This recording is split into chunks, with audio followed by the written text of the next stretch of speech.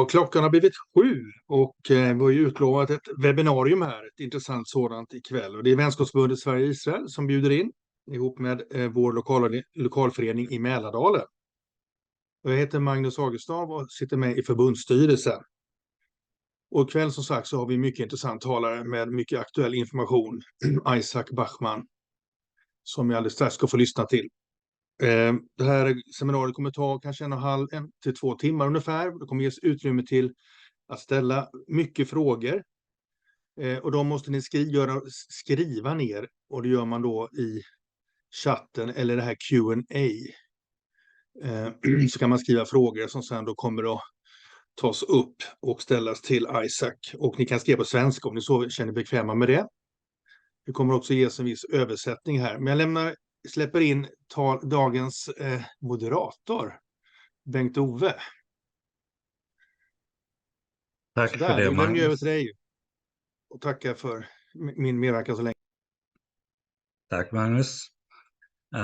I now turn to our honored guest this evening, the former ambassador to Sweden for Israel, Isaak Bachman, now a senior advisor to Knesset in Israel. You are fondly remembered as a very proactive and skillful advocate for Israel's cause here in Sweden. And we are very happy that you take time after your busy schedule to talk to us. It's much appreciated. So I turn the proceedings over to you, Isaak. Thank you, Bengt-Ove. And I'm happy to see that we have about, 165, 70 people, and hopefully there will be more joining.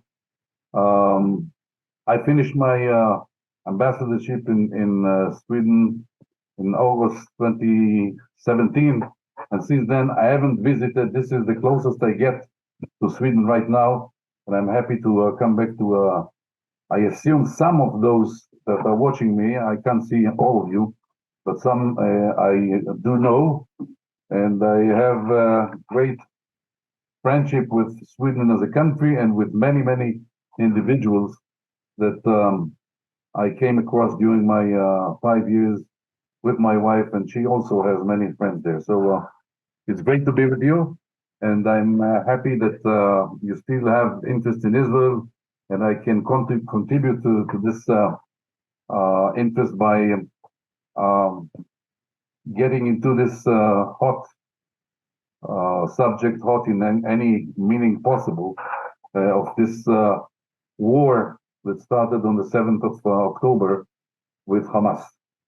Well, first of all, I would like to zoom out from the war itself, because we are talking about the regional problems as well. This is part of a regional problem, and it has a direct implication to other issues in the Middle East.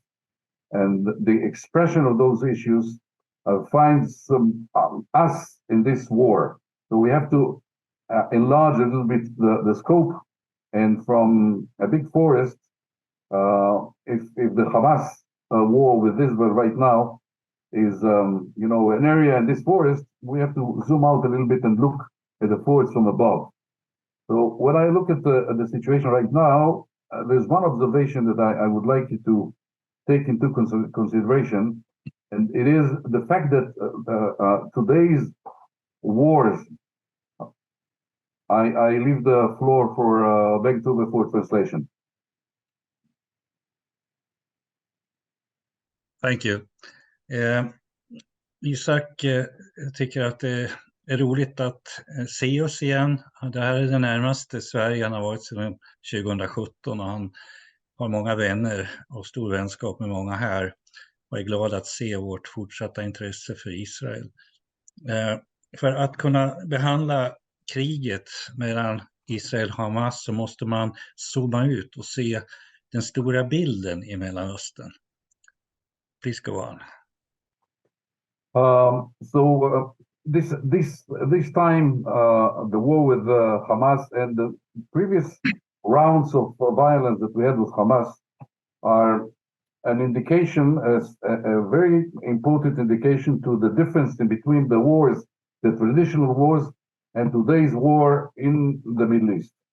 The past wars, that we also experienced, and like in 1973, like in 1967, were wars in between armies, state against the state. Terrorism was at the very beginning during those times, and the wars were army against an army, a state in front of a state. So, and there was a battlefield. There was an area, a zone in between those countries in which the war took place. And there was a trial to conquer territory. Bengt, do you need to translate? Jämfört med tidigare våldsamheter, det var ju då traditionella krig mellan arméer, till exempel 1967 och 1973, där det fanns slagfält och där det gällde att erövra territorium. Medan detta är något helt annat med Hamas, det är terrorism. So today's wars, at least in the Middle East, and especially those that Israel is involved in, are totally different. We have no more wars in front of countries. We have peace agreement with Egypt. We don't have peace agreement with Lebanon, but we have no war with Lebanon as a state. And we see as well, there's no war. But what the armies were has been substituted by terror organizations that back in 67 or 73 did not exist. The invention of terrorism in such large scales is something that is very original to the Middle East and very Palestinian. If you would remember the attack in München on the Israeli Olympic sportsmen. Så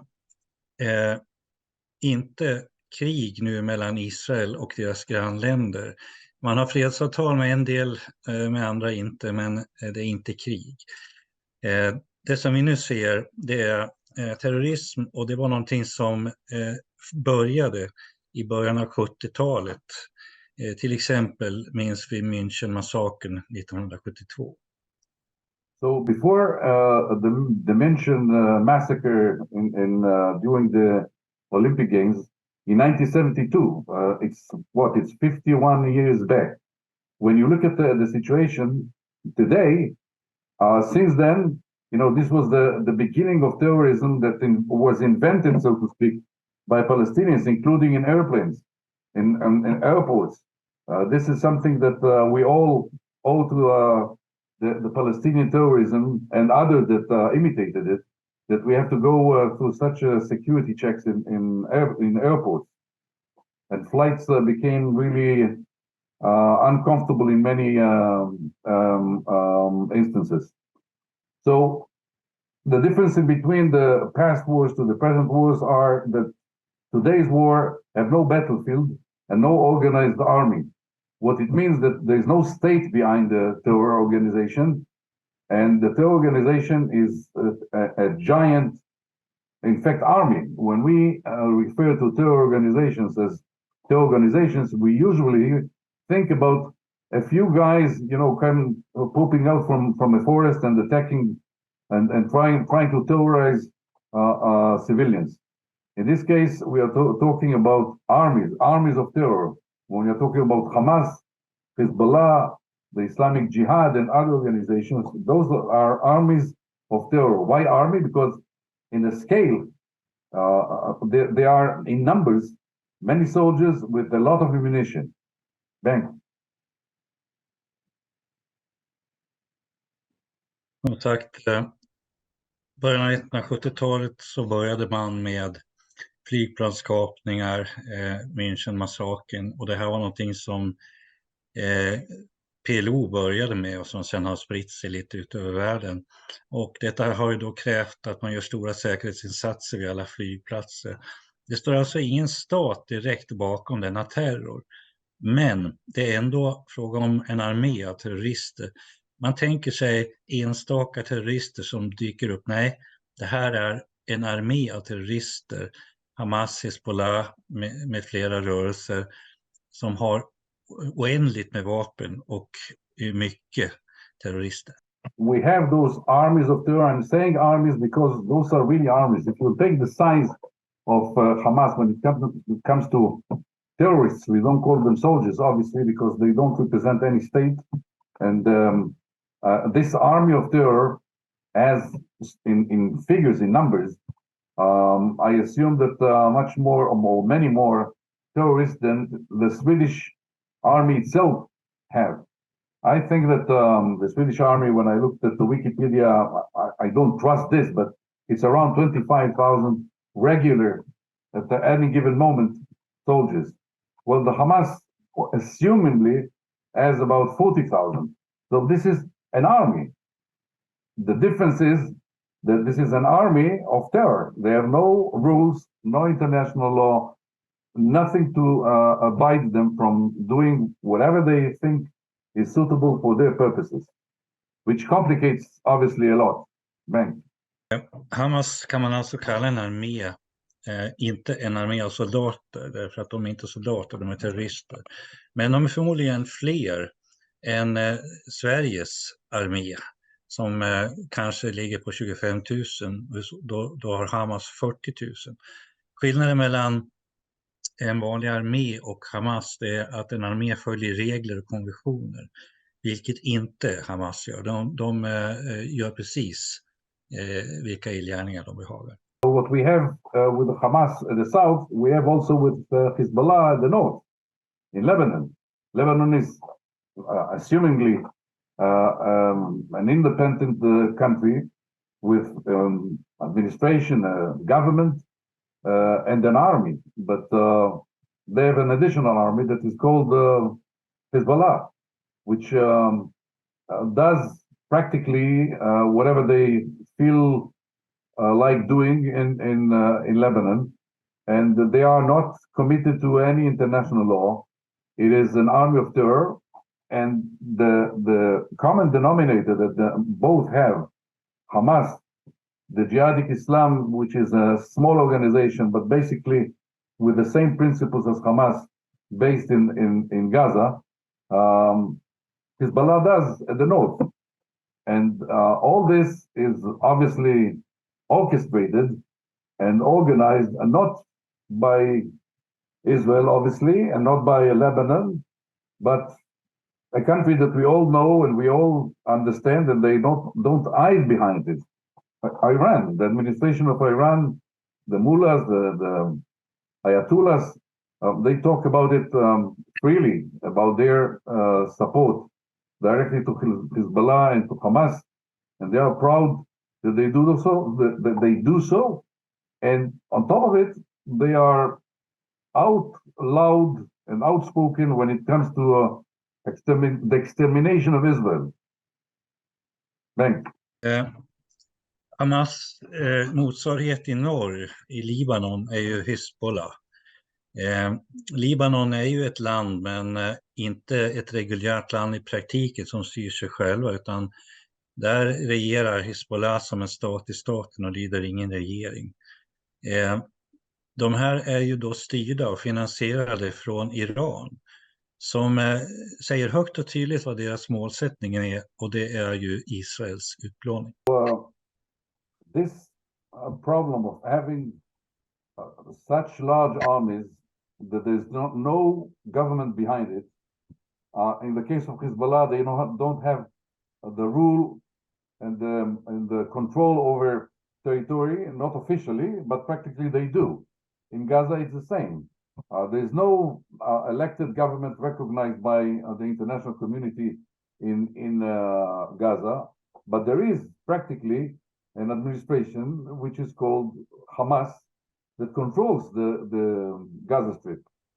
So we have to deal with those two terror organizations and to have rounds of violence, usually fire from the north or from the south towards Israel, to which we have to respond, which is action and reaction. We have an action against us and we have to react. Bang, bang. Alltså stora arméer detta, och styrs inte av någon regering. De har inte officiellt kontroll över territorium, men i praktiken. Och Israel utsätts alltså för våldsamheter från både nord och söder. Oftast har det varit frågan om raketattacker. Och det är någonting man måste svara på som land. Well, to those two fronts that we have Hezbollah in the north and Hamas in the south. We have now another front of the Houthis, Yemen. From Yemen, with no common border with Israel, we have attacks against us, also orchestrated like the Hezbollah and Hamas. Iran is behind it. Iran is financing and training the Shiite regime in part of Yemen and providing it with weapons. And with these weapons, they tell them what to do, when to do, and obviously the target is Israel. This is the situation with Hezbollah and with Hamas as well. Iran is giving them orders, and they push them to fight or tell them stop, go back. They control it. Those are what we call in modern warfare proxies. Iran is running wars in the Middle East through proxies, messengers, those that represent Iran and don't put Iran directly in the line of fire. Then. Två fronter framförallt i norr och söder, men nu finns det en tredje front också, det är Houthis från Jemen. De har ingen gräns mot Israel, men även de är styrda från Iran som finansierar och tränar och styr dem helt. Det är alltså så att Iran för krig mot Israel genom ombud. The purpose of Iran is a Shiite country. The Islam is divided roughly into two main denominations. One is the Sunnah, and the other one is the Shiites. Sunnis versus Shiites. Shiites are 10 to 15% when it comes to the figures and the numbers, the people. And the Sunnis are the rest. Iran being a minority, but a strong country and a large country, want dominance in the Middle East. They want to have control over Iraq. They have, to a certain degree, they have in Iraq. They want to, from Iraq, to have control over Syria. They are in Syria as well, and we try to prevent their presence there because we don't want to have an additional front from Syria represented by Iran, and they have in Lebanon. So they have control from Tehran till the Mediterranean Sea, running from Tehran, Iraq, Syria, and Lebanon. And this is the motivation that Iran has. They want to be a regional superpower to lead the Muslim world. Bang. Den muslimska världen är uppdelad mellan de två riktningarna shiiter och sunni. Utav dem utgör shiiterna cirka 10-15%, men Iran är ju ett shiitiskt land. Och de har stormaktsambitioner, de vill dominera Mellanöstern. De vill ha inflytande ända till Medelhavet, alltså via Irak, Syrien och Libanon. Now, the problem that we have with such a situation of armies of terror from Yemen, from the Gaza Strip, from Lebanon, is that this is not a symmetric war. It's not war in between equal parties like it used to be. A state against a state. An army in front of an army. And there is no battlefield. The battlefield are, civilians. Rockets are launched from any place to every other place, and they can be precise, and this is what happens. We have the Hezbollah at the north and Hamas at the south, and now the Houthis deep south at the Red Sea, and they are all three, and there are other smaller organizations supported by Iran fighting against us. Again, there's no battlefield. There are no rules because those are armies of terror. They don't abide by international law. They are not committed to any international standards. They are not part of the UN. And if you come and blame Iran, Iran says, I'm not the one who's firing, but everybody knows who is behind it. And this is the situation in the Middle East. Terror organizations, extreme Islam terror, that Israel is the first country in line to suffer from it. But as we all know, there is a lot of leaking in this terror that gets to many other countries, and I think most of the free world countries have one way or the other suffered from this extremism of trying to have domination, to control, to domain the modern world, because the conduct of the modern world doesn't, it's not synchronized with the values of Islam, and while trying to impose the standards of Islam on others, the way to do so is terrorized. It starts with Israel. It went to many other countries. We know how many terror attacks were in France, in Great Britain, in Germany. There were also one that I can recall in Sweden itself. Ben? Ett stort problem är ju att det här är inte, som sagt, en symmetrisk konflikt med stat mot stat, armé mot armé, utan det finns inget slagfält, utan det är de civila som är slagfältet. Och de här organisationerna, de följer inga regler, de tillhör inte FN. Och om man går till Iran och kritiserar dem, så skyller de ifrån sig bara. Israel är ju de som först får lida för allt detta.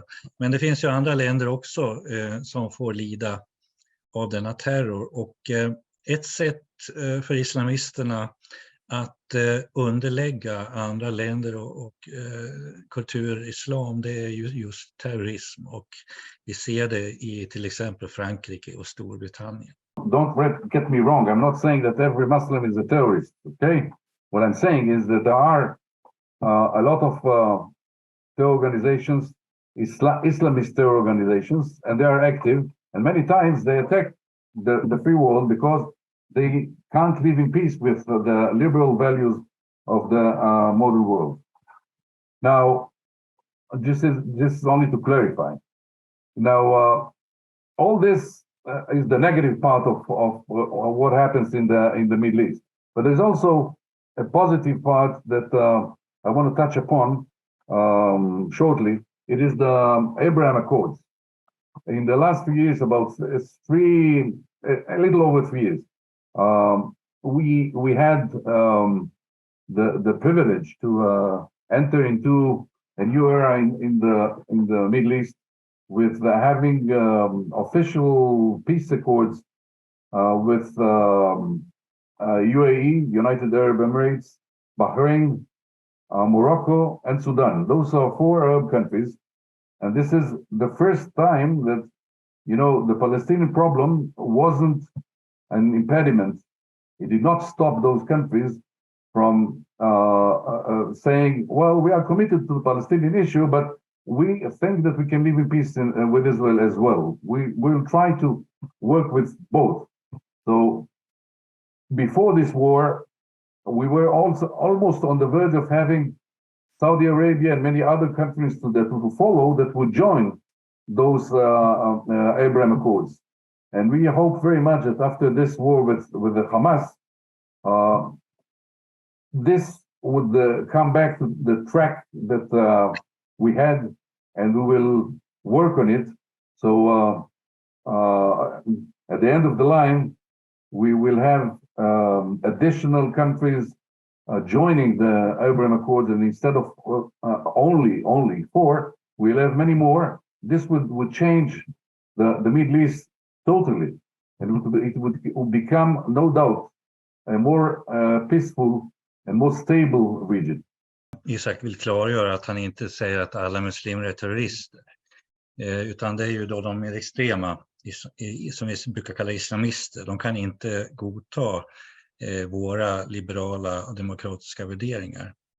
Detta är är ju det negativa. Men det finns också det som är positivt, och det är ju framförallt Abrahamfördraget som kom till för drygt 3 år sedan. Där man öppnade då kontakter och har fått diplomatiska öppna kanaler och fredsfördrag med Förenade Arabemiraten, Bahrain, Marocko och Sudan.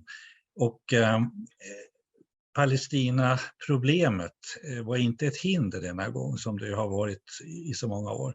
Utan man såg att man kunde även se förbi detta och skapa fred med Israel.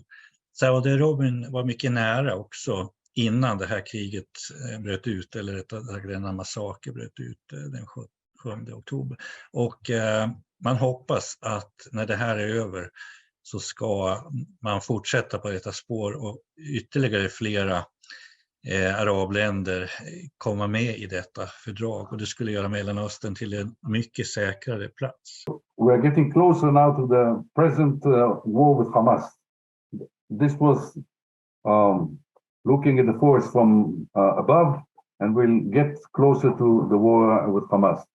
Now, what I mentioned obviously puts Israel into a situation that if we have at the north Hezbollah, and the south we have Hamas, and at the Red Sea right now we have an additional a fire orchestrated by Iran, but those are the Houthis, the Yemenite Shiites that are shooting against Israel. Obviously, that for a little tiny country like Israel, a strong country militarily wise, but still a small country, to fight in so many fronts becomes complicated.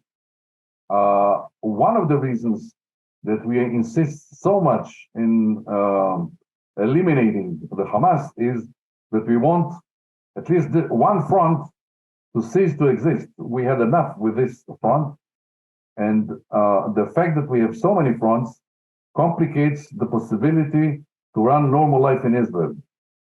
Bengt. Det här var en bakgrund, och nu kommer vi in på den nuvarande situationen där Israel är pressat på 3 olika fronter. Israel är ett starkt land, men det är ett litet land, och att det är mycket svårt att kämpa samtidigt på så många fronter. Och det är en av anledningarna till att man måste eliminera Hamas, för att få bort en front och för att kunna mer normalisera livet i Israel. What I mean to run normal life in Israel is, you know, when Hamas started firing from Gaza, they started with primitive launching of improvised missiles and bombs, but we all know that with the help of Iran and with local engineering and with investing a lot of money that actually were mainly donated by the international community and robbed by the Hamas that controlled the Gaza Strip, they have improved a lot. So in the last few years, we suffered from rockets and missiles launched at all the envelope kibbutzim and communities around the Gaza Strip. And slowly but surely and quite rapidly, the fire reached farther up into Israel, to Tel Aviv, Ramat Gan, Holon, Modi'in. In fact, half of all the territory of Israel, with more than half of the population, was under fire. And I don't see any other normal country in this free world that would tolerate fire to its capital, to its main city. Just imagine Göteborg and Malmö and Stockholm under fire by missiles from a terror organization. Thanks. Livet i Israel har ju blivit allt svårare på grund av de här upprepade missilerna och attackerna. Tidigare så hade Hamas mest tillgång till improviserade missiler och bomber, men med Irans hjälp och även biståndsmedel som Hamas har använt till att skaffa allt mer sofistikerade vapen och raketer. Inte bara kibbutzerna i södra Israel är utsatta, utan de här missilerna når allt längre upp i landet, till Tel Aviv och längre, och mer än halva Israels befolkning befinner sig alltså under beskjutning. Tänk oss om detta skulle vara ett faktum här i Sverige, att vi levde med Stockholm och Göteborg under beskjutning. Try to do during the last 2 decades with this fire from Gaza that got deeper into Israel, was more precise, and took a larger portion of the Israeli population into the line of fire, is to try and control the level of violence. So when things got really tough and there were too many, so to speak, launchings towards Israel, we went out for a kind of a round of trying to stop Hamas. And we had, you know, in the last 10 years, few rounds like this of fire into Gaza, from Gaza, and trying to control the violence coming from Gaza and the fire towards Israel, and to try and have some kind of a status quo, a normal, more or less a life to Israelis, without entering into a real tough and ongoing war against Gaza, having to enter into Gaza and to eliminate the Hamas. Thank you. Vad man har försökt göra från Israels sida då under de här snart 20 åren som Hamas har styrt i Gaza, det är att kontrollera, hålla nere våldsnivån. När det har blivit allt för häftiga och många beskjutningar, då har man varit tvungen att svara genom att slå ut ramperna och bibehålla ett visst status quo. Man har ju även då också tvingats gå in med trupp på marken. Things obviously deteriorated when on the 7th of October, what we found out is what you all know. We were trying to convince Hamas to live somehow in coexistence with Israel. We got some 18,000 workers from Gaza coming into Israel, working in Israel, and going back home, bringing salaries. We let them have many other things that they could use to have more normal life and to dedicate to, you know, what human beings do normally in normal countries. But instead, they took all these possibilities and all this money that came in and used it for what we saw on the 7th of October. The 7th of October it's not, you know, a 9/11, the Twin Tower terrible terror attack. It's not a one-time show. We have a long history with Hamas. It's not an attack that brought us to this war, only the attack, okay? We have a long, tens of thousands of missiles launched into Israel. And at the end, or the bottom line, after so many years and decades of war against Israel from Gaza, that we tried to lower the fire, we got the 7th of October, and this was a kind of the final convincing of Hamas itself to their intentions, what their real intentions are. We knew what their intentions are in theory, but we thought that it would never happen, that they are a little more lenient than what they declare. But we found out, unfortunately, that they are terrible, horrible, and what they did by entering into Israel, which was a great failure. We will have to deal with all this, with what happened. But what they did when they came in is awful. We will continue with this in a second. Ben. Vad man har försökt från Israels sida, det är ju att övertyga Hamas om att man kan leva i samexistens. Förlåt, starta videon. Man gav alltså 18 000 arbetstillstånd för dagarbetare från Gaza för att hjälpa människor till bättre liv. Istället så användes kunskaper från dessa 18 000 till att förbereda attacken mot civila. Den här attacken den 7 oktober, det var liksom droppen som fick bägaren att rinna över, och den visade Hamas verkliga avsikter. Man har förut i teorin vetat att Hamas vill förgöra Israel och döda judar. Nu såg man det i verkligheten. Det här är ju ett stort underrättelsemisslyckande som man får ta itu med senare. Let me read for you an article from the Covenant of Hamas. This is the document that the document of a policy that actually describes who Hamas is, written by them themselves, okay? To understand what this organization is all about. Bengt, if you can translate this word by word. Israel will exist and will continue to exist until Islam will obliterate, destroy it, just as it destroyed others. Bengt?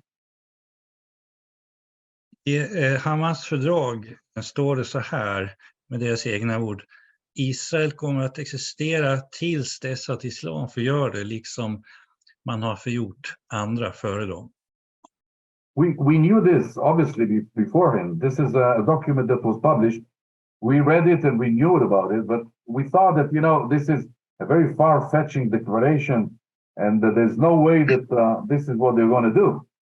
But unfortunately, we went into a wrong concept of being able to convince them that good and reasonable life is worth living. And we try to, you know, make them understand that there is other alternatives than, you know, killing and slaughtering and launching missiles. But we probably were wrong, and we were wrong in many fronts, and this would be obviously checked and investigated and analyzed after this war. But the bottom line is that we fell into a concept thinking that we can live somehow with Hamas in a coexistence of, okay, there will be launching, there will be fire, but somehow we can control the level of violence, which on the 7th of October was proven to be totally wrong. Vi lät lura oss att tro att det fanns alternativ till att gå in militärt. Vi hade fel, det visade sig den 7 oktober, och detta underrättelsemisslyckande kommer att analyseras. Vi trodde att trots beskjutningar skulle vi kunna Hamas, och det var fel. The decision in Israel after, you know, this massacre, terrible, awful massacre, and as I mentioned, the dimensions of the terror attack in New York against the Twin Towers, the 9/11 awful terror attack was a one-time, you know, awful attack. What we had, as I described, was decades of violence, launching of missiles, and it ended up with a 9/11 of our own that is called the 7th of October. And what happened on the 7th of October just put us in the right dimensions. What happened to us in terms of dead people comparing to the 9/11, if you take the proportions of population in the US and Israel, what we suffered is about 15 times greater in casualties and in death than in New York. This is to put the right dimension into what we suffered from, and we still suffer because we have people that were kidnapped. Back to the please. Detta den 7 oktober var en fruktansvärd massaker. 2001 eller efter september så hade vi ju Twin Towers i New York. Och det var en engångshändelse, men Israel har fått utstå årtionden av beskjutning. Och det slutade med vårt eget 11 september som var alltså den 7 oktober. Och när det gäller antal offer och döda så var den 7 oktober 15 gånger större än den 11 september. Det vill säga per capita så var det så mycket värre. En som var stor del av befolkningen som drabbades. So what happened on the 7th of October, there was a declaration of war of Hamas against Israel. It's not Israel that started any war here. We were attacked viciously in a terror attack that you know, it's awful. I can send you to watch some of the footage that exists on the web. I assume some of you already did. If you would like, I can give you a link to some of the most horrific scenes that you have seen in your life, obviously that you have seen, but that you can imagine in your life. And obviously that what we did, and we still are doing is deciding that there's an end to this ordeal of decades of launching of fire from Gaza. And now that the real face of Hamas is equal to what they are stating, they stated Israel will exist until Islam will eliminate it. So if this is the case, it's them or us. This is their declaration by this terrible war of decades that ended up on the 7th of October with this deadly, awful terror attack. So if this is the case, the Israeli government decided that this is about time to put an end to the existence of this terror organization. Now, we said terror organization, but as I clarified, it's a terror army. Back to that. Detta var alltså ett krig som utropades av Hamas, inte av Israel. Vi har videor som Hamas själva tog av sina missgärningar och en del av er har sett det säkert och det finns på nätet och jag kan också ge länkar och det är det värsta som någon har sett säkert. Israel stod nu inför att man måste en gång för alla göra slut på hotet från Hamas. De har nu visat sitt rätta ansikte och de har gjort verklighet av sitt mål att försöka utplåna Israel. Getting a little deeper into how the war is ran. As I mentioned, this is an army of terror. As I mentioned, 40,000 people in a land, the Gaza Strip is, the size of the Gaza Strip is 365 square kilometers. It's a tiny 365 square kilometers with 2 million people living in it. It's an amazing, it's very densely populated stretch of land. A beautiful beach, but it's very populated. Now, just imagine, how do you fit a 40,000 army into such a small piece of land, heavily populated, without being exposed to the Israelis so they would not attack you? Where do they hide all these missiles, tens of thousands of missiles and ammunition and army bases? And it is all, and this is the problem, it is all in this civil infrastructure. It is in apartments. You have a nice building and you have a few apartments taken by the Hamas, and it is the place from where they will shoot either missiles or bullets or will manufacture ammunition. And you have other houses that would serve for other purposes. All the Gaza Strip is taken by Hamas and splitting into bits and pieces this big army and ammunition and missiles and bombs that they have into civil infrastructure, including, as you have all witnessed, under hospitals, in mosques, in schools. Just imagine everywhere, for the simple reason they know that Israel is a civilized army. The Israeli military, the Air Force, would not strike civilians, and they hide behind the civilians. That's what they do. They protect themselves by civilians. They use their own brothers, Palestinians, to make sure that there will be no fire against them because Israelis are very restrained. They don't fire civilians, and they are part of those civilians. It's very difficult to aim at them directly without having a non-involved casualty. Back to it. Fråga om en terrorarmé på 40 000 man i Gazaremsan som inte är större än 365 kvadratkilometer och där finns 2 miljoner människor. Och man använder alltså skolor, moskéer, sjukhus och bostäder, hela Gaza som en del av Hamas terrorinfrastruktur där man gömmer vapen och så vidare. Och varför gör man detta? Därför att man vet att Israel är civiliserade och inte skjuter mot civila. Och därför använder man civila som skydd. So now this is the reality we face.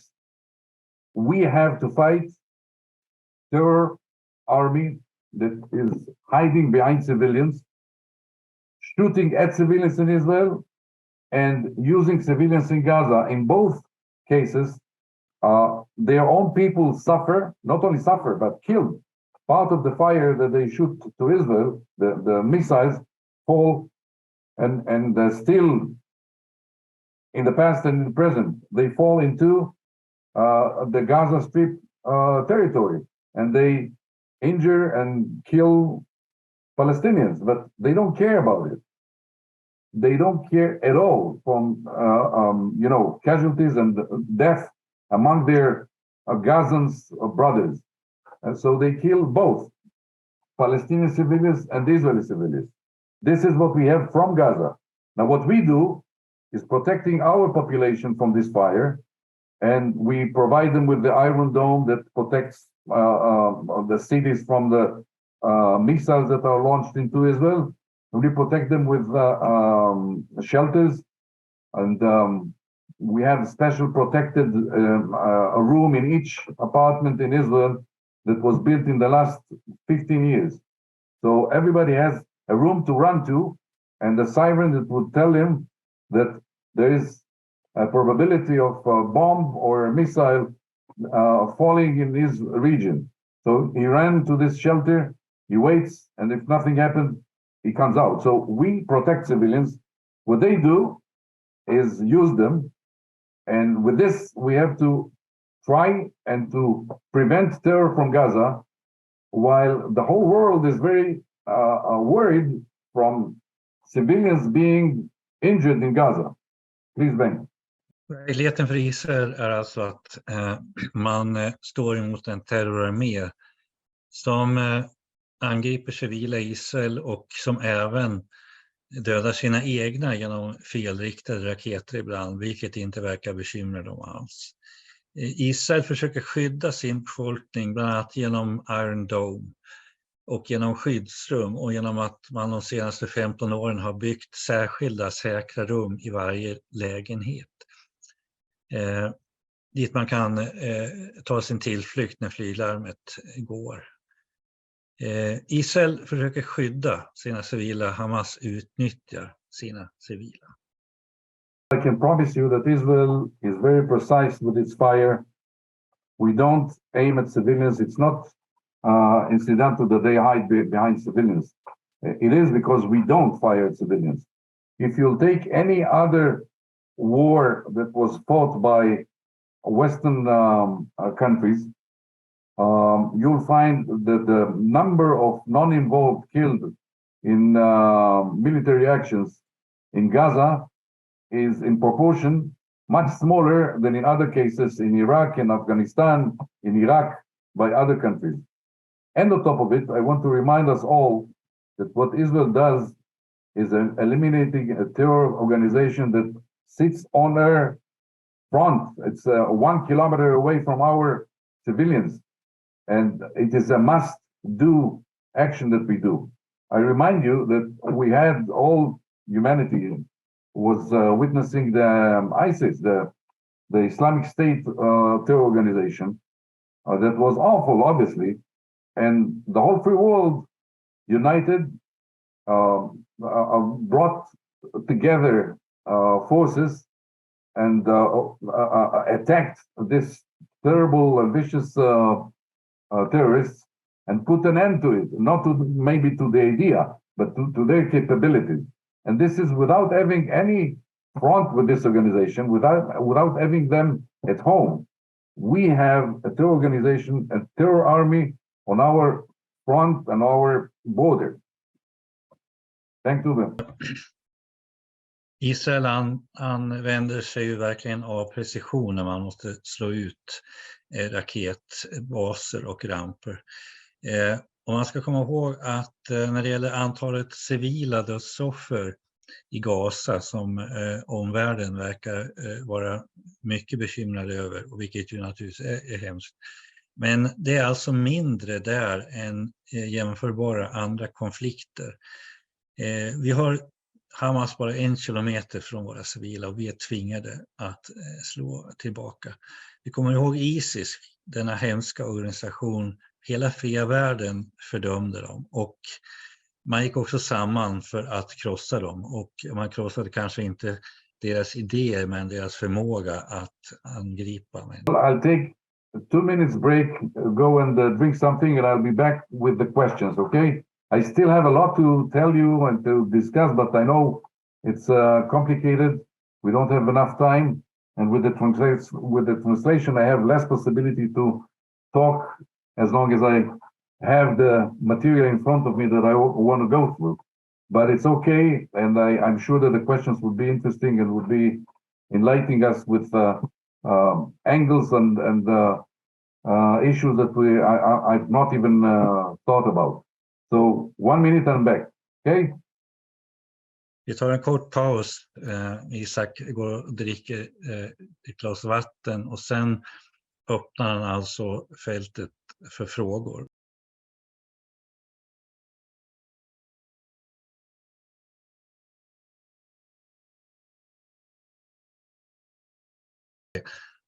Isaak, first question.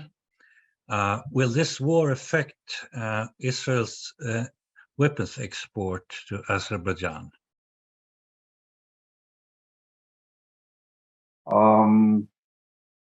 Well, it's a question that I don't think is directly connected, linked to the war.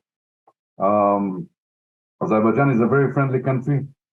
It's a country that has a common border with Iran. It's a country that sells us a lot of oil, energy that we need, and I think we'll have to examine things every time and again as we go along. But I don't see the present situation influencing it that much. Isaak tror inte att det kommer att påverka i hög grad. Azerbaijan ses som ett vänskapligt land och vapenexporten dit har inte direkt någon koppling till det här kriget. Next question. According to a recent article in Haaretz, a majority of Palestinians support Hamas. Would you comment on that, please? Well, this is very troubling.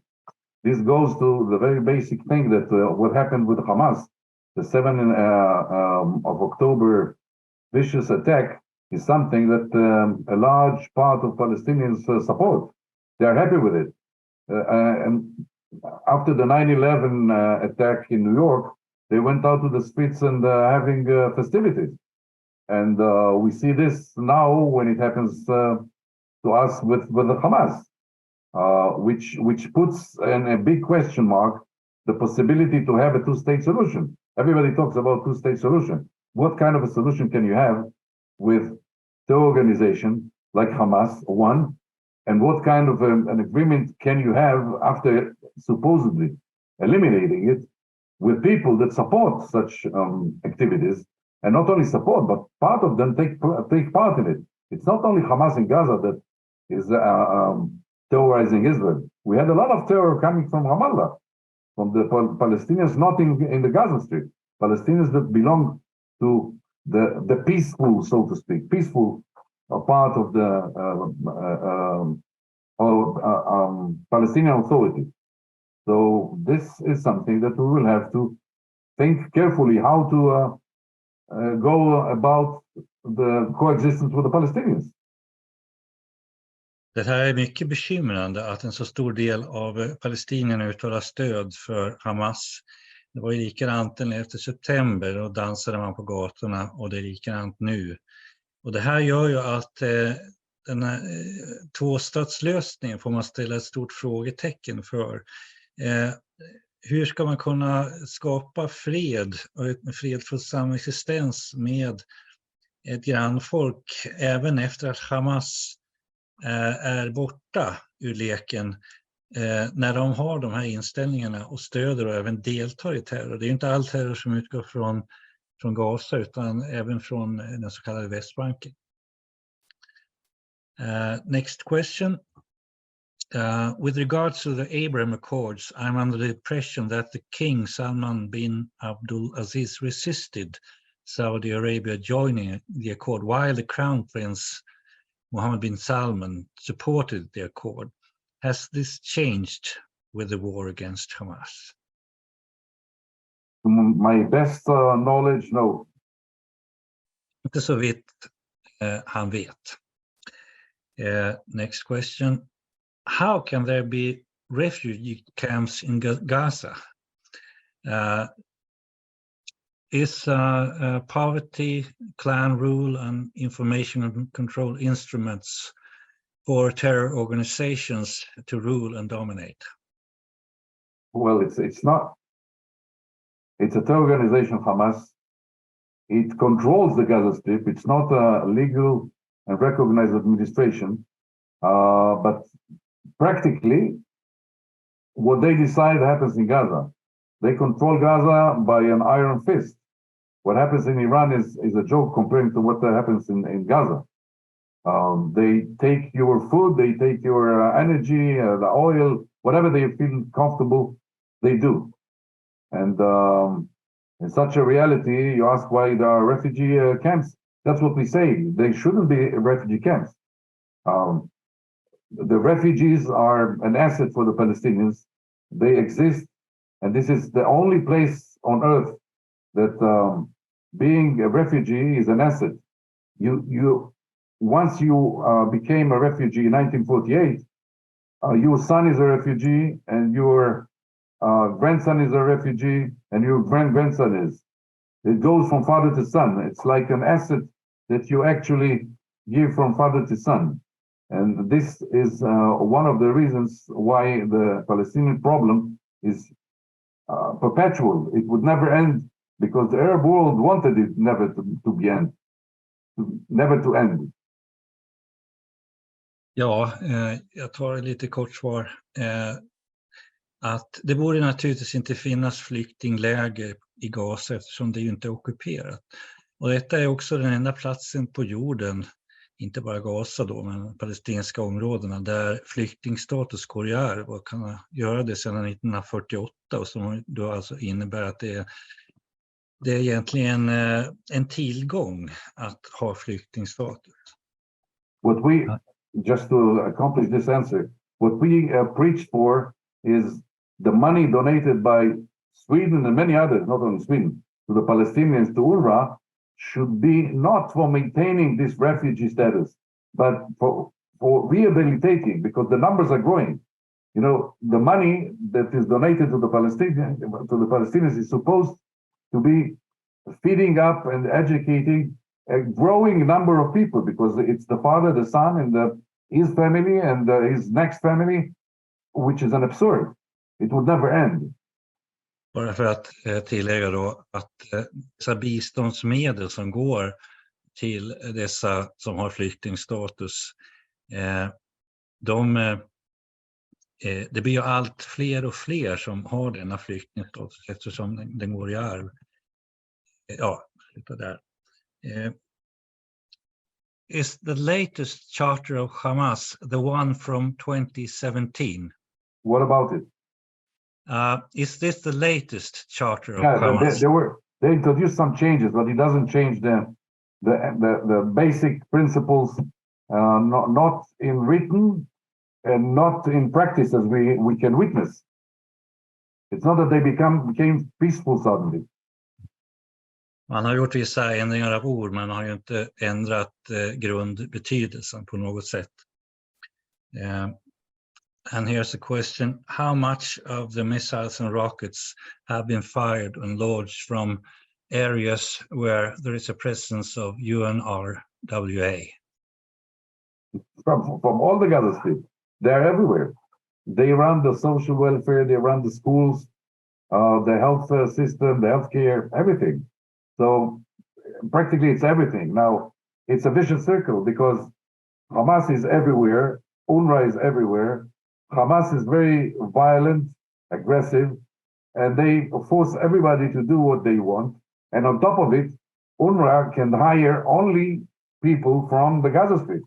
They have to have workers. So the Hamas is working for UNRWA, and UNRWA is educating the kids of Hamas, and it's all a vicious circle of violence. In UNRWA schools, they are obliged to teach things that actually educate for terrorism. Frågan var ju då om raketer avfyras från områden där UNRWA har en närvaro, och svaret är att de avfyras från överallt, och UNRWA finns överallt, och UNRWA är ju dominerat också av Hamas genom att UNRWA kan bara anställa Gazabor, och det finns ju skolor då som drivs av UNRWA där barnen helt enkelt får lära sig terrorism. How can we trust the different numbers of casualties being reported to us? What can we believe? Well, this is the part of the asymmetry that I was starting to describe. It's a democracy in front of a terror organization. The problem is that the international community, with the presence of so many Palestinians and Muslims from so many Muslim countries in Europe, they are very influential in their own countries. In Britain, in France, you have a lot of demonstrations and manifestations.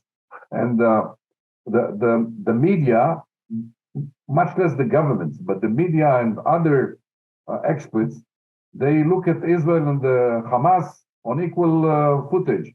They see that the information they get from Israel is equal to the one they get from the Hamas. If you look at the BBC, this is what they do. They trust sources in Gaza, the Ministry of Health in Gaza. It is all Hamas. Obviously, that terror organization that does what they did on the 7th of October and kills and slaughters and decapitates and, rape, those to lie is a very simple thing. When you do all this, what does it mean lying in data and the facts that you give to the world? It's nothing.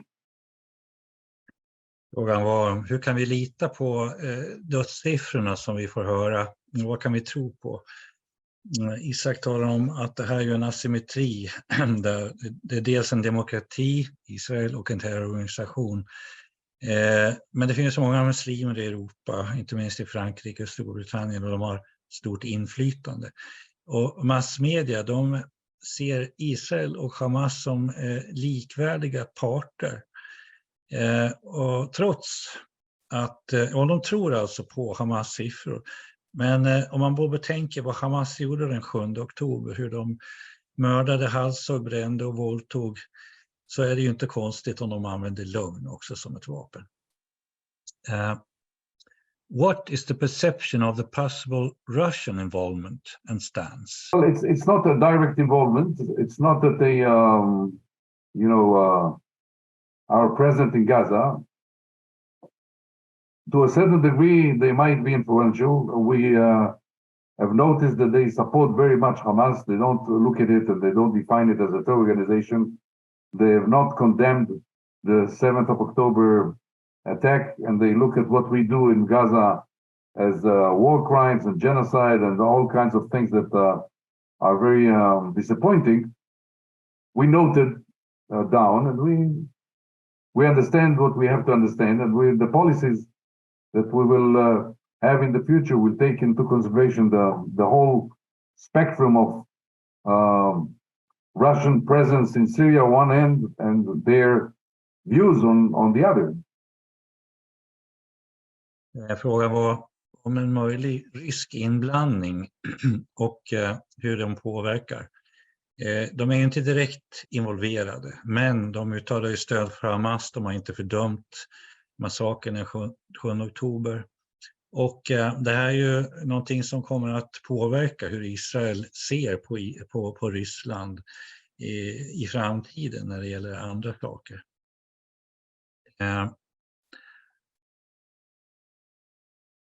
Is this a war of religion?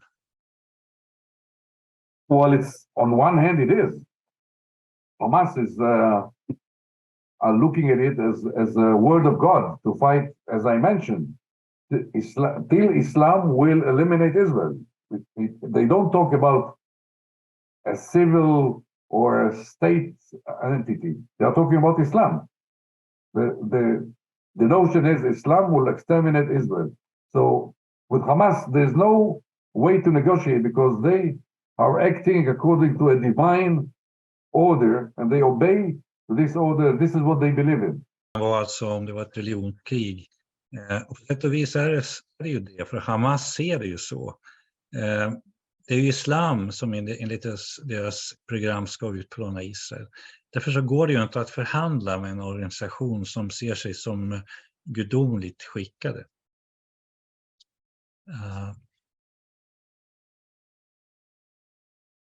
Do you have any suggestions of trustworthy media channels? Well, the Israeli ones. When it comes to the conflict, the Israeli ones, I can remind you that when there was this bombing of one of the hospitals in Gaza, during this war, the whole world blamed Israel for this bombing because this is what Hamas took out to the media. But we took 3 hours not to rush and to say we are not to be blamed or we are. We checked it and we came out with solid evidence that it wasn't us. So if you want to follow the facts, follow Israeli outlets. You can, if it's in English, you can look for Times of Israel or Jerusalem Post.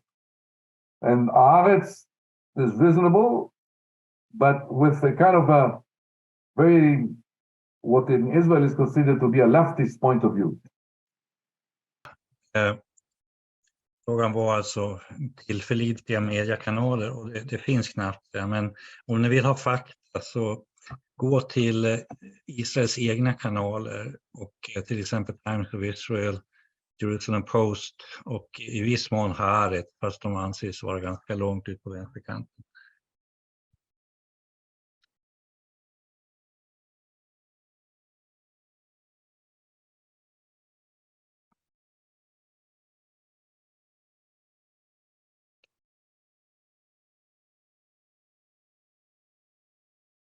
There are many kind greetings to you from good Swedes here. Thank you, thank you.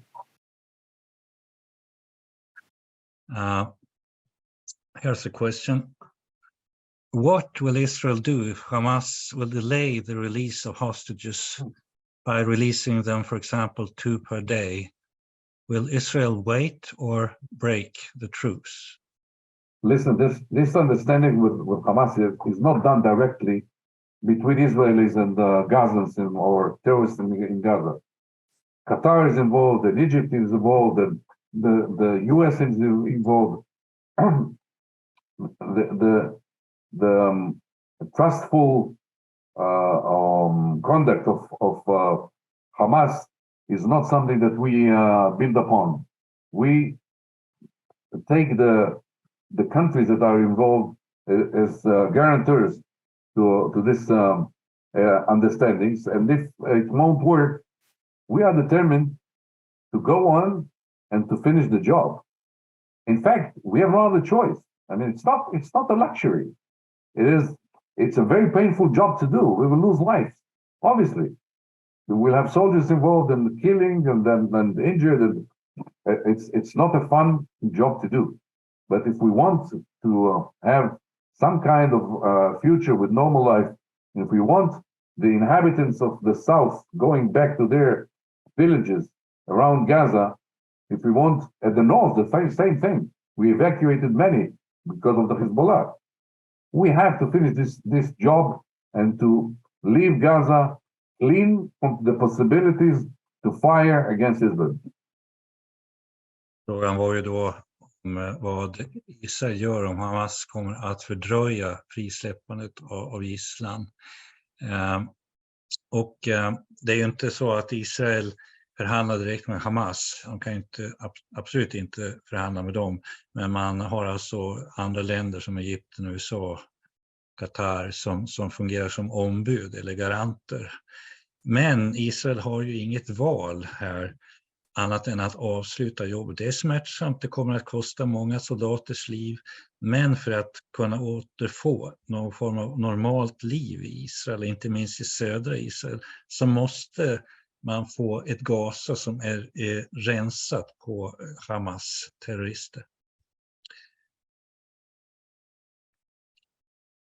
What are your thoughts on people in the West, non-Muslim, born in the West, who are against Israel in this war? How can this be, do you think? Well, I think if they are intelligent people, if they are people of curiosity, they should investigate a little, and I'm sure that if they will investigate and find the true facts, I can hardly believe that they would go on believing in what they do. Because, you know, it's a very simple equation. You have a democracy on one hand and the vicious, awful terror organization that terrorizes its own brothers in Gaza and Israelis. Now, I would ask those people a simple question. If the life of Palestinians, if the sorrow and the pain of Palestinians is that terrible, why do you come to Israel to blame us when we have a war of defending ourselves from a vicious organization? Why won't you go to Hamas?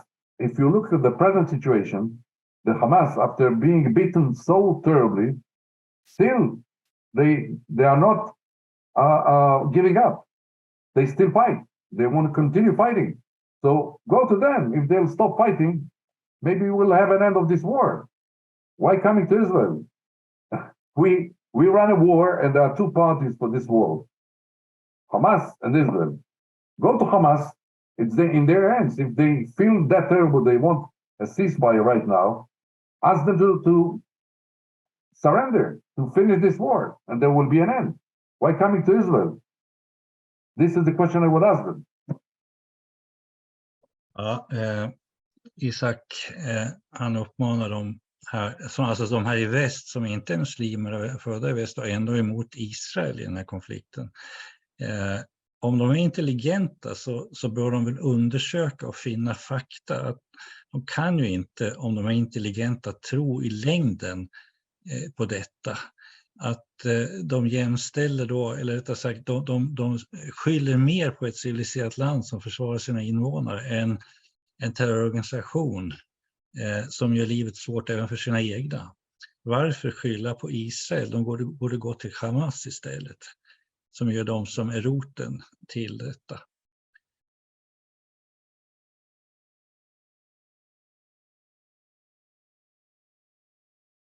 Why did the Arabs destroy the gardening and what the Israelis had built up in Gaza when Israel left in 2005? Well, such a terror organization, such a question is a luxury to ask when a terror organization takes control of Gaza. It's hatred. It's, you should understand that when we left Gaza, we took our dead from the graves. From the dead from the graves, we took out and brought them to Israel because we knew that they would just burn everything that has to do with Israel. And this is what happened. Unfortunately, this is what we have to deal with. It's not something that we have chosen to deal with.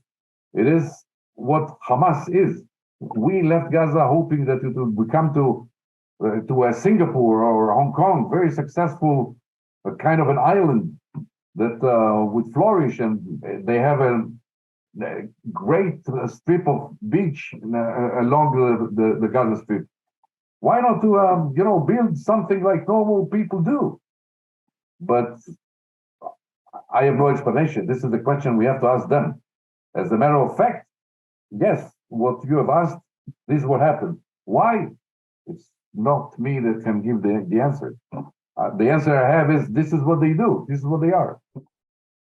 Frågan var varför araberna förstörde alla anläggningar som Israel hade byggt upp och efterlämnade när man lämnade Gaza. Och svaret är ju då att ja, de är en terrororganisation, de drivs av hat. Israel, när man lämnade Gaza så tog man till och med sina döda för att de visste att Hamas skulle bränna allt som har med Israel att göra. Man hade hoppats på att Gaza skulle få välstånd, kunna bli ett nytt Singapore. Men varför man valde att inte bygga upp utan bara rasera, den frågan bör ställas till Hamas själva. De är helt enkelt inte intresserade. How can the UN be so unjust in their resolutions toward Israel compared to the resolutions and acts toward Hamas and Gaza?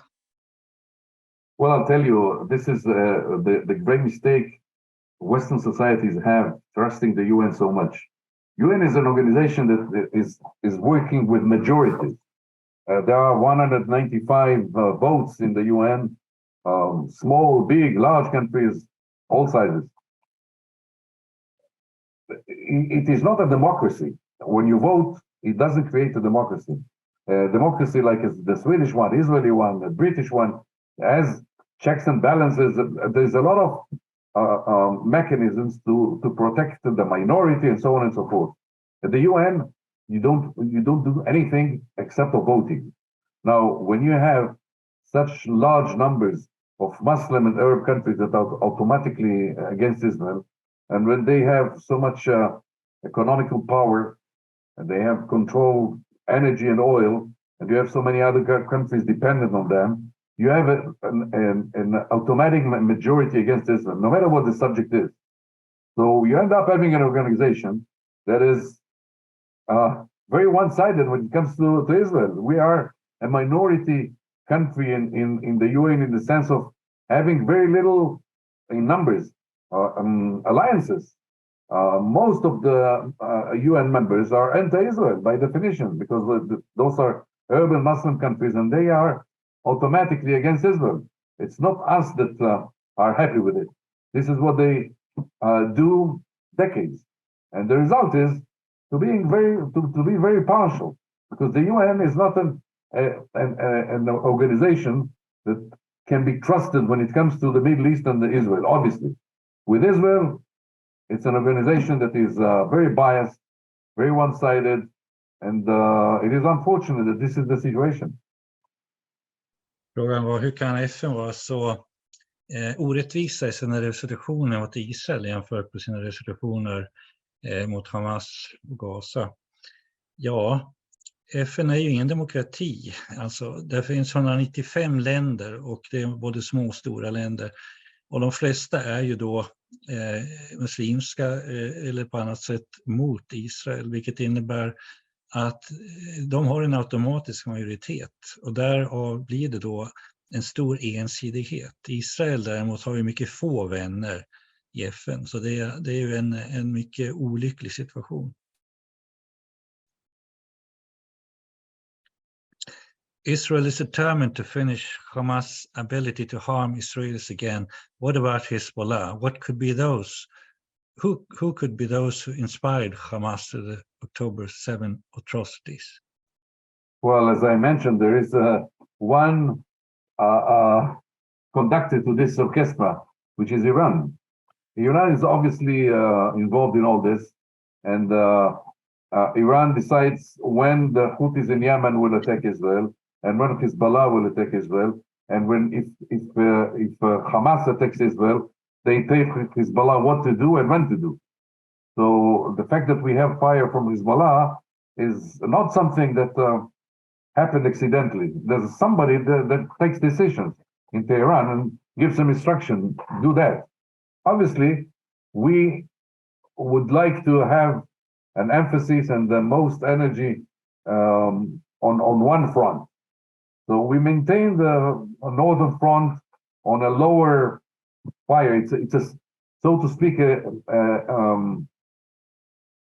small war, a little in scope. It's not a full-fledged war, but we would not actually accept Hezbollah going back to the previous to 7th of October line, because the UN resolution 1701 ended up previous rounds of war with Hezbollah by stating that the Hezbollah should not go southern than the Litani. There is a river, Litani, which is about 20 kilometers from the Israeli border, and they shouldn't go down from the Litani. In other words, the 20 kilometers from the Israeli border should be clean from Hezbollah.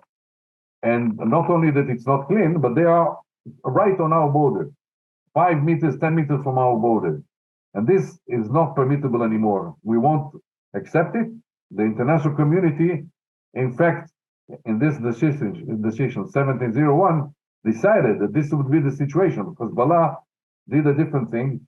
There is a UN force there, UNIFIL, that is supposed to prevent them from being there, but they are not efficient, and Hezbollah does whatever they want in the southern part of Lebanon, and on the front, on the border with Israel.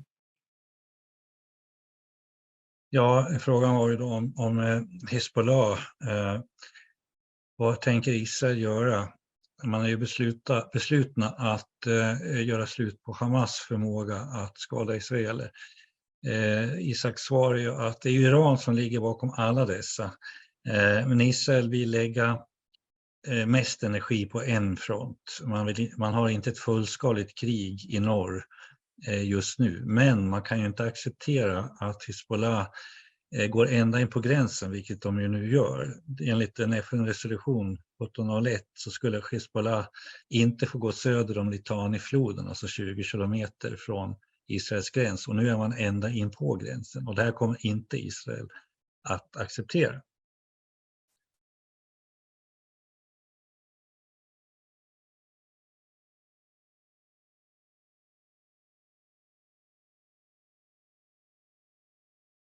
Who will hold the regime in Iran responsible? They always get away, although they are the root of the evil. Well, I think that the international community knows exactly what happens. What I've described is obviously known to governments. I think that the Western world governments are very much aware of that. Obviously, the US does. The UN, the European Union knows it. Everybody knows it. But, you know, from words to deeds, there's a long way. So they are not pressed enough, not pressured enough. And things are as they are. Maybe if the victim wouldn't be Israel, but some other big country, it would have been different. Maybe the Iranians would feel the fear of attacking, and maybe the other countries would, their conduct would be different, and they will react differently. But what I've described is no secret for anyone in the free world. They know exactly what it is, and we call upon all the free world to hold Iran accountable. Frågan var om vi kommer att hålla regimen i Iran ansvarig. Det är de som är roten till det onda. Isaak svarar, ja, världssamfundet vet, USA vet, EU vet, men det är ett långt steg från ord till handling. Kanske om det var ett annat land än Israel som var offret, ett större land, skulle situationen se annorlunda ut. Men vi uppmanar världssamfundet att ta itu med Iran. Is Israel dependent on the USA to finish the war? Can Israel continue the war without the support of the United States? Well, first and foremost, I want to remind all of us that the boots on the ground, namely soldiers fighting, only Israel. since the establishment of the state of Israel, we had nobody fighting for us. It's only Israelis that are fighting. We don't ask for help in this sense. What we need is supplies, and we purchase and we buy, and we are very much thankful for the US for their policy, but we are not dependent directly on having a green light or not from the US. Obviously, we want to be coordinated, synchronized, and act in coordination with the US, because this is an ally that we rely very much upon. And I believe that this is what we'll do. We'll follow and work together with the US. But on the other hand, the US is very determined that Hamas should fade away. It's not that we contradict in the purpose, in the vision of enough with Hamas. On the way, maybe there will be differences, but not on the target. The last stop is end of Hamas for us and the US. So on the way to this result, we will work out differences, and I don't think we'll have great and significant differences. Frågan var om Israel kommer att kunna fullfölja kriget mot Hamas utan USAs hjälp. Och Isaak svarar att när det gäller soldater och trupper så är det ju bara israeler som strider, och vi ber inte heller om hjälp med trupper från andra länder. Vad som behövs det är ju förnödenheter, vapen med mera. Israel är tacksamma till USA, men inte beroende av USA. Man vill gärna synkronisera krigföringen med USA, men man lider ju inte under USA. Och visst kan man ha olika åsikter i detaljer, men även USA är ju fast beslutna att Hamas måste sluta fungera som en terrororganisation.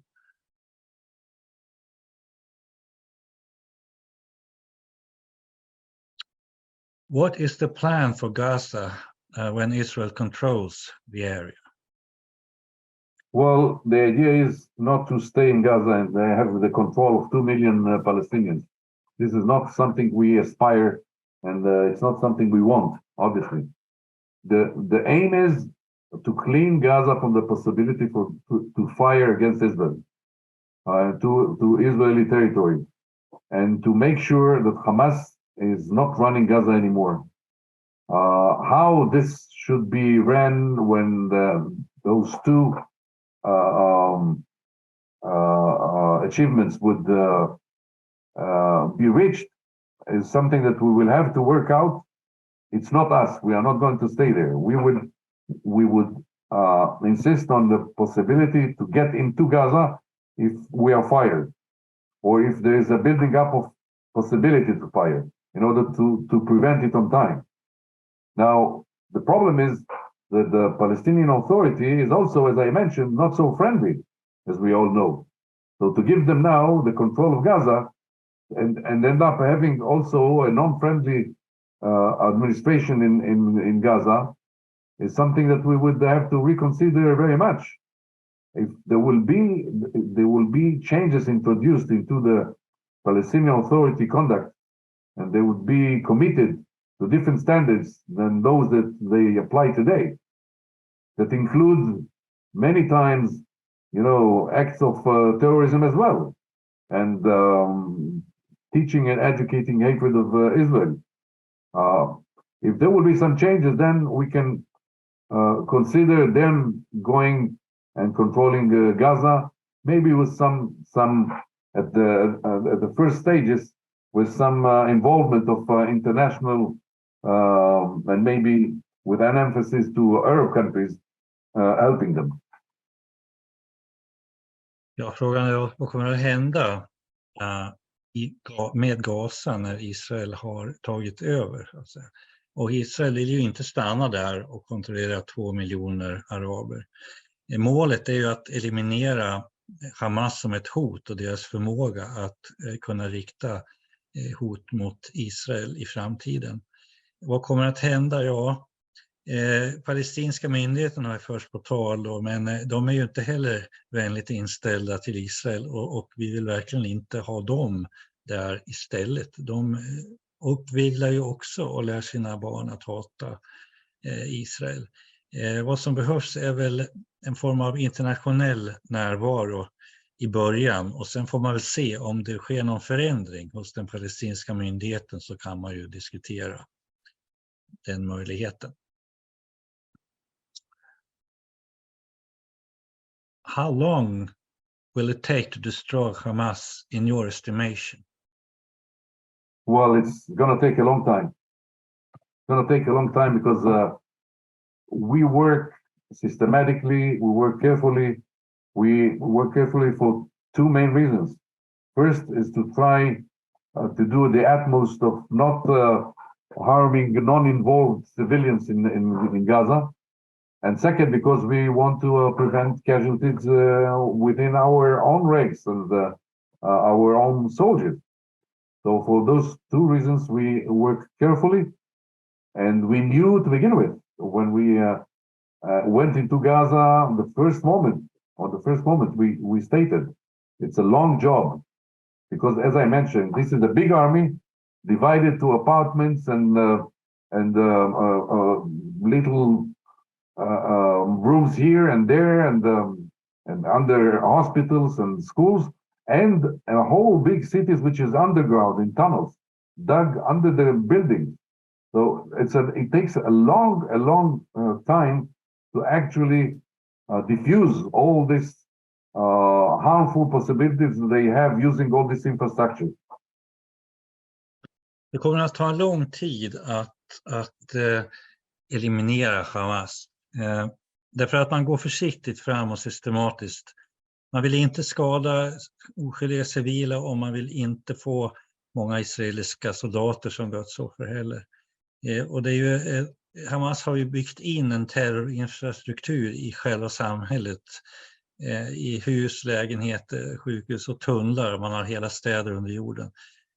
Så att vi visste redan från början, från dag ett, att det här kommer att bli ett långt jobb.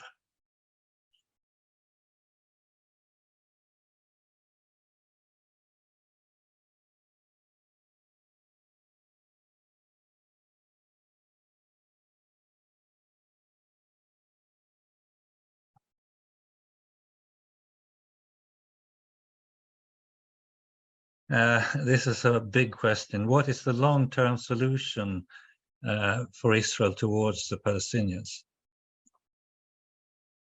Well, it depends very much on the Palestinians. For the last 75 years, even longer than that, 75 since the establishment of the State of Israel, they keep doing the same thing. You know, fighting against Israel, trying to eliminate Israel, not accepting the existence of Israel. As long as they would continue with this, the wars would continue. They insist of not living normal life and having a democracy. You know, if you look what we did in 75 years, where we started in 48 and where we are today, and you look at what they did, you'll understand the difference. We came up with the open mind, with liberal thoughts, with building a better future for us and for our kids, and they are stuck with the idea of throwing out Israel from here.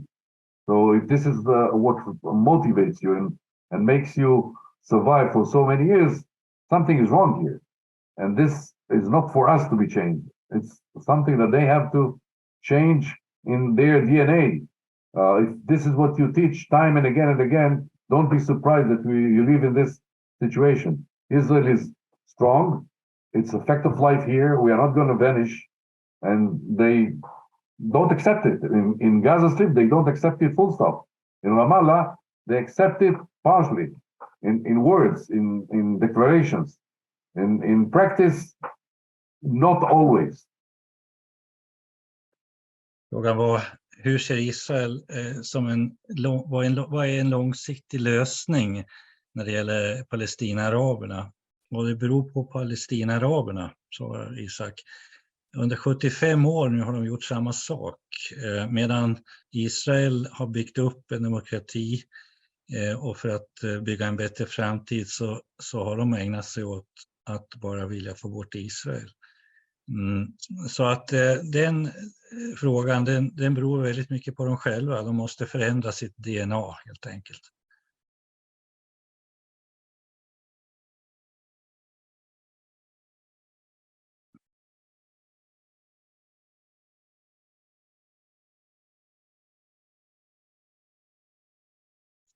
Lebanon is in a very bad situation since a long time. How can Lebanon be free from Hezbollah's impact in the governing of Lebanon? And how can normal relations between Israel and Lebanon be established again? Lebanon needs Israel to be free from Islamic rules. Well, all this is wishful thinking, and I wish it would be possible, but right now we don't see it possible. Iran, through its proxy, Hezbollah is running to a large extent Lebanon, and Lebanon is not a free country with a viable and effective government. It depends very much on others, and everybody knows it. And as long as the regime in Iran is as it is, and they would push Hezbollah to do what they do, I don't see a much better future to Lebanon. It all depends on yes Hezbollah, no Hezbollah, and yes or no Hezbollah depends on Tehran. And I don't see a change in administration in Tehran. As a result, there's not going to be any change with Hezbollah and its conduct. They would still serve Iran. And as long as this is the situation,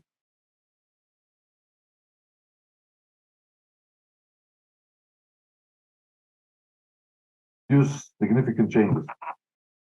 Ja, frågan gällde Libanon som ju har haft det mycket svårt med inflytande från Hezbollah i många år.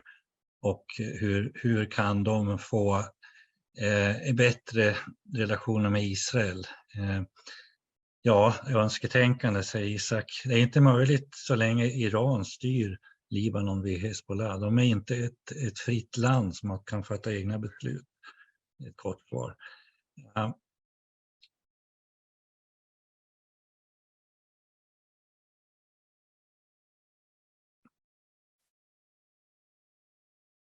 Have the sentiments among Arabs living in Israel changed?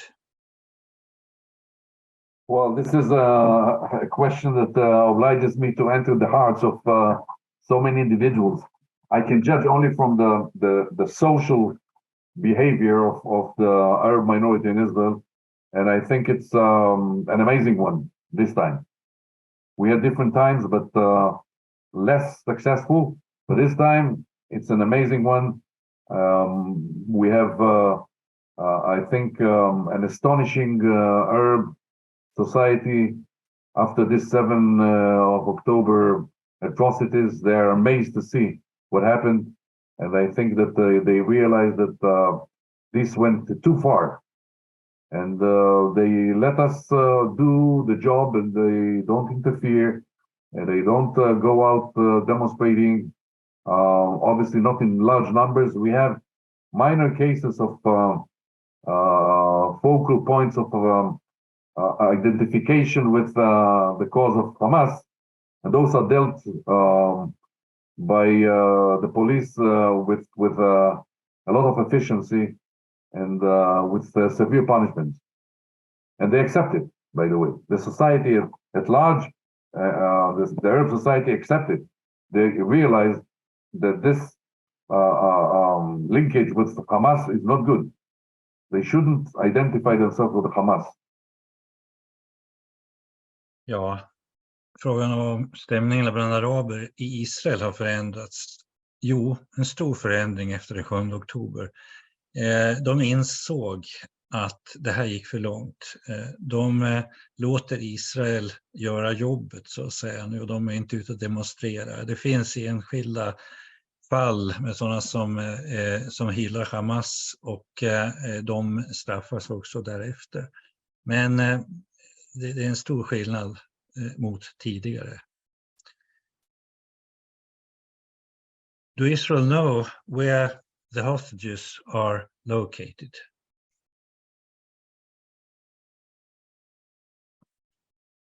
Don't hear you. You muted yourself. I had the phone call. And this is a very operational and practical question that should be addressed to military officials. And I don't have the answer. I hope they do. It would be great if they would. They knew one of the hostages and they rescued her. But I doubt very much if they know about all of them. Maybe they know about some. But one of the purposes, we have two purposes in this war when it comes to the battlefield. It is eliminating Hamas and rescuing and releasing all our hostages. Those are, militarily speaking, the vision that we have for this war.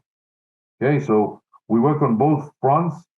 As you see, we are in the fourth day of 4 days of a deal we have to release those hostages from Hamas. Hamas wanted this because they want this pause in the fire to reorganize themselves, and they pay with hostages. Ja, vet Israel var Island befinner sig? Ja, den frågan bör ställas till militären. Säkert inte så många, de vet nog om några stycken. Men Israel har ju två mål just nu. Det ena är att eliminera Hamas. Det andra är att rädda alla gisslan. Det är ju just nu en slags vapenvila då sedan 4 dagar då en utväxling ska ske av gisslan och då även en stor mängd dömda Hamas-medlemmar i israeliska fängelser ska friges. Hamas, de behöver den här pausen för att omorganisera sig, och de inom citationstecken betalar då genom att släppa några gisslan. How serious is the hostility from Erdogan and Turkey? Well, obviously that we are not talking about military aggression like we suffer with Hamas, but diplomatically speaking, it's disappointing to point out Israel as massacring Gazans and not to refer to the Hamas as terror organization is disappointing. But we follow carefully what Erdogan and the Israel administration is doing. We were not shocked, but it's disappointing. We will see how to work out these relations and take the whole spectrum of interests, bilateral interests, into consideration when we manage this relation. Ja, frågan om Erdogan och Turkiet, hur allvarligt är hotet? Ja, det är ju inte ett militärt hot, men diplomatiskt så är det en stor besvikelse att man anklagar Israel för att massakrera palestinier och att man vägrar kalla Hamas terrorister. Vi hinner väl med någon fråga till. Why did it take so long for the IDF to respond on the 7th of October? Wow, this is the 1 million question. It's a question that will be investigated. We most probably had a problem with the deployment of soldiers on the ground, with the intelligence and the interpretation of the intelligence we had to the facts we knew, and it's a whole series of failures and flaws that we'll have to investigate. And since we are in the midst of a war, we all decided, politically speaking, and as a society, not to touch it right now, and to go through the war and make sure that what has to be achieved will be achieved. And later on, we'll go deep into this issues. Everybody knows that. We are on a kind of a pause when it comes to this issue, a pause that is independent of the length of the war. But once the war would be, I wouldn't say over, but when we will see somehow a relief in this warfare situation, I believe that there will be a long and painful process of investigating and drawing conclusions from what happened. It is viewed as the largest, most significant disaster that Israel suffered. Obviously, that exactly after 50 years of the 73 war. So it leaves a big hole in our whole being here. And obviously, we all want to investigate it and to make sure we won't repeat those mistakes. Varför tog det så lång tid för IDF att svara den 7 oktober på angreppet och massakern? Och detta är ju den stora frågan. Och det kommer att utredas. Det handlar säkert om brister i underrättelseinsamlingar, att för få trupper fanns närvarande. Det var ju faktiskt en stor helgdag. Men man har ju beslutat sig för att det här lägger man på is. Nu är det här kriget som måste genomföras till ett lyckat slut. Men det ses som det största misslyckandet, och det är 50 år efter Jom Kippur-kriget som ju var ett liknande misslyckande. Och det kommer att ske utredningar och mycket smärtsam självrannsakan efteråt. Men just nu har man ett jobb att göra. What do you say, Isaac? Can we take 2 more questions? I'm at your service. Thank you. What kind of a threat is Hamas and Iran really to the Western countries? Well, it's not an hypothetical question. It's a question of that maybe has a past, not only a present and the future. When you have terror organizations, Islamist terror, that are successful in what they do, they'll get the farther possible, they'll get the better it is for them. Now, if Israel falls, God forbid, in this hands of Hamas and Iran, it's not going to stop here. And this fanatism of Islam, once you know what it is, those fanatists of the ISIS and Hezbollah and obviously Hamas, they have in mind, controlling the world with Islam. This is the purpose. It's not in vain that Iran is the only theocratical country in the world.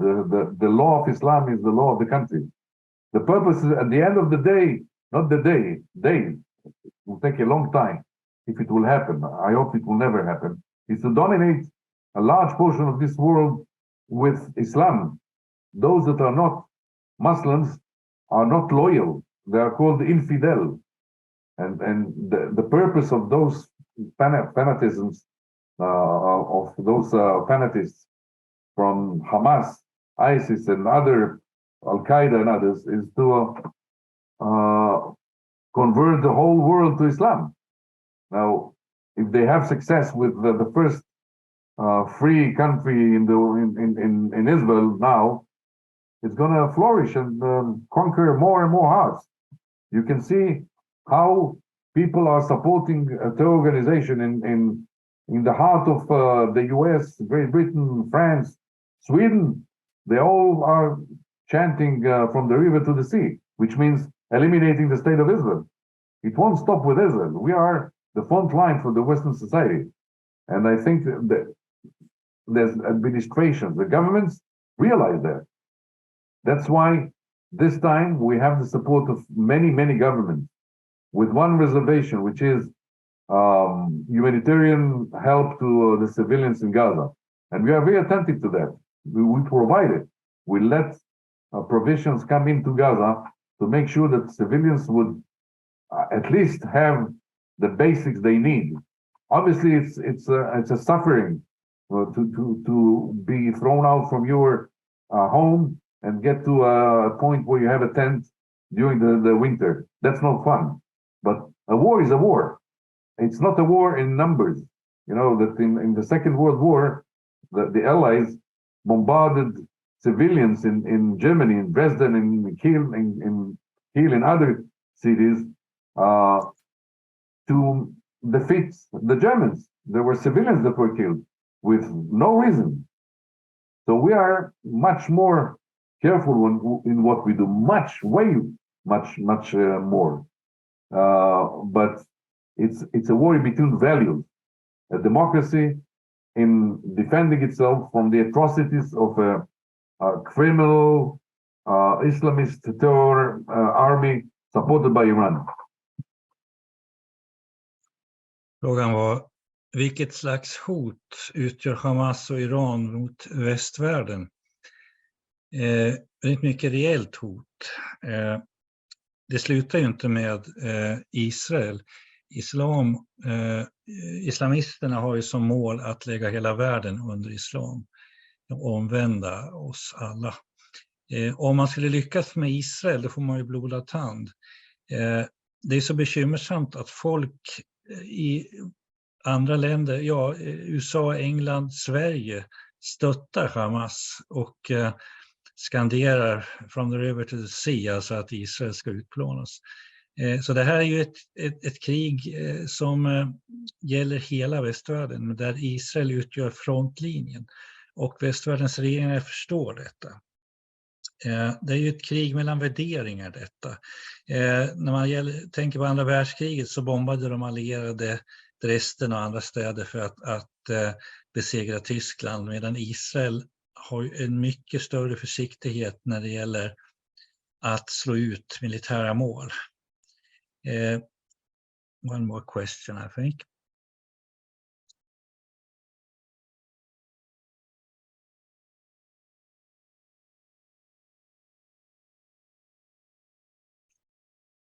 I don't know if you can answer this question. Will Israel export weapons to the Ukraine now?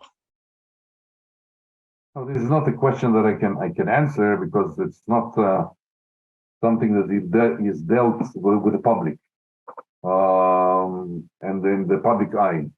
But I think we helped a lot Ukraine. I think we were a little cautious at the beginning, and we felt a little more free when time passed by, and we're in good terms with the Ukrainians. And I think as time goes by, they understand better and they accept from us, other than weapons, a lot of help, and sometimes maybe, you know, even things that are not spoken out loud. Det var frågan, kommer Israel att exportera vapen till Ukraina nu? Och det kan inte Isaak svara på. Men man hjälper Ukraina på olika sätt, men inte militärt. Man var ju försiktiga i början av kriget i Ukraina, men man har goda förbindelser med Ukraina och man hjälper humanitärt och på olika sätt. Well, it's getting close to 9 o'clock, and I think we set it at about 2 hours. So we would like to express our great gratitude to you to take time from your busy schedule on a late evening to join us, and we look forward to not only hearing you but also meeting you in person. I'm at your service, and if I can be of help in the future for such conversations, feel comfortable.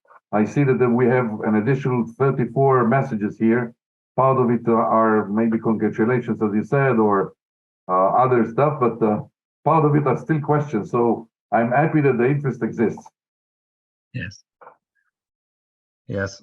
Some of the questions also coincide. So I've tried to glean and take those most interesting. Good, and also, good job. I'm happy with your with the way we ran this meeting. I think it was a good cooperation between us. And thank you, Mikael. Thank you, Magnus, for running behind the scenes this meeting. And I want to thank also Stefan Sturlason that is not here with us. He was the one that initiated the whole idea and reached me out and asked me if I'll be willing to do that. As I spoke to him, I did it in coordination with our embassy. I got the okay. As long as I'm still a civil servant, I still work for the government. I don't appear in Sweden without the permission and the okay I get from the embassy. So I got this okay, and I'm glad that I was with you and could speak to you. I feel at home speaking to Swedes. And thank you, Bengt Uwe, and all the group that is still with us and those that are not with us. Feel comfortable to reach me, and I'll be at your disposal whenever you want. Thank you so much, Isaak, and good evening to you. Bye-bye.